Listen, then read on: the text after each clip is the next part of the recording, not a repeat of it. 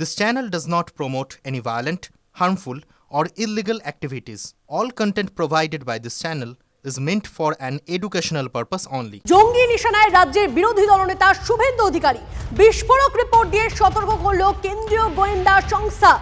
বাংলাদেশে দুটি জঙ্গি সংগঠনের টার্গেট শুভেন্দু অধিকারী। রাজ্যে ঢুকছে 3 বাংলাদেশি জঙ্গি, রিপোর্ট গোয়েন্দা সংস্থার। রাজ্যকে সতর্কবার্তা কেন্দ্রীয় গোয়েন্দা সংস্থার। 26শে ডিসেম্বরের মধ্যে শুভেন্দুর ওপর জঙ্গি হামলার আশঙ্কা, এমনটাই তথ্য পাওয়া যাচ্ছে। সিজার আমাদের প্রতিনিধি আমাদের সঙ্গে রয়েছে, সিজারের থেকে আরো ডিটেইলসে জানবো যে ঠিক কি বলা হচ্ছে এই রিপোর্টে। সিজার, দেখো, গত 16 তারিখের এই রিপোর্ট এই কেন্দ্রীয় গোয়েন্দা সংস্থা একবার নয় পরপর দুটি রিপোর্ট দিয়েছে ইতিমধ্যেই, এবং সেই রিপোর্টে খুব স্পষ্ট করে লেখা রয়েছে বাংলাদেশের নিষিদ্ধ জঙ্গি সংগঠন হরকতুল মুজাহিদিন বাংলাদেশ, হুজিবি, হরকতুল জিহাদি ইসলাম বাংলাদেশ, এবং এইচইউটি অর্থাৎ হিজবুত তাহরির, এই দুটি সংগঠন তারা শুভেন্দু অধিকারীকে সাম্প্রতিক বাংলাদেশ কেন্দ্রিক বিভিন্ন মন্তব্যের জন্য টার্গেট করেছে, এবং এই মাসের 24 থেকে 26 তারিখের মধ্যে কোনো জনসভায় তাকে টার্গেট করা হতে পারে। ইতিমধ্যেই তাদের বাছাই করা 3জন দুষ্কৃতী, 3জন জঙ্গি সদস্য তারা ইতিমধ্যেই ভারতে ঢুকেছে, এবং যে কোনো এই 3 দিনের মধ্যে যে কোনো ধরনের পাবলিক প্রোগ্রাম, জনসভা বা যেখানে তিনি যাচ্ছেন সেই সমস্ত জায়গায় তাকে খুন করার পরিকল্পনা করা হচ্ছে বা তার উপর হামলা চালানো হবে, এমনটাই জানা যাচ্ছে। এবং সেটা কিভাবে হামলা সেটা স্পষ্ট নয়, সেটা আইডি বিস্ফোরণ হতে পারে, অন্য কোনোভাবে হামলা হতে পারে। কেন্দ্রীয় গোয়েন্দা সংস্থা সাবসিডিয়ারি ইন্টেলিজেন্স ব্রাঞ্চের এই যে সতর্কবার্তা ইতিমধ্যেই রাজ্য পুলিশের ডিজি থেকে শুরু করে রাজ্য পুলিশের বিভিন্ন স্তরে জানানো হয়েছে, এবং তারপরই আমরা দেখলাম যে সিজার সব মিলে তো বিষয়টা সাধারণ জনমানুষের উপর একটা প্রভাব ফেলতে পারে, মানে তাদের জন্য তো যথেষ্ট রিস্কি বিষয়টা। অবশ্যই তোমার সঙ্গে কথা বলবো, তুমি আমাদের সঙ্গে থাকো প্লিজ। জঙ্গি নিশানায় রাজ্যের বিরোধী দলনেতা শুভেন্দু অধিকারী, এই মুহূর্তে আমরা যোগাযোগ করে নিয়েছি জগন্নাথ চট্টোপাধ্যায়, তিনি আমাদের সঙ্গে রয়েছেন। জগন্নাথ বাবু, বিস্ফোরক রিপোর্ট দিয়ে সতর্ক করলো কেন্দ্রীয় গোয়েন্দা সংস্থা, বাংলাদেশে দুটি জঙ্গি সংগঠনের টার্গেট শুভেন্দু অধিকারী। রাজ্যে ঢুকেছে 3 বাংলাদেশি জঙ্গি, এমনটাই রিপোর্ট গোয়েন্দা সংস্থার। দেখুন, এ ধরনের কিছু আঁচ আমরা আগে থেকেই পাচ্ছিলাম।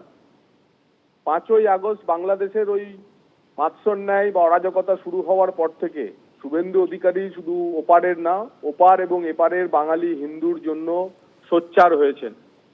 বিশেষ করে ওপারের বাঙালিরা, ওপারের বাঙালি হিন্দুরা শুভেন্দু অধিকারীর ভূমিকা দেখে এপারে তাদের মধ্যে আশার সঞ্চার হয়েছে, এবং সেই কারণেই ক্রমাগতভাবে তিনি যেভাবে জামাত, শিবির, এবিটি থেকে শুরু করে জেএমবি, হেফাজতে এদের বিরুদ্ধে একের পর এক আক্রমণ শানাচ্ছেন, সে দেশের জঙ্গিরা যে শুভেন্দু অধিকারীকে হত্যার ছক করবে সেটাই স্বাভাবিক।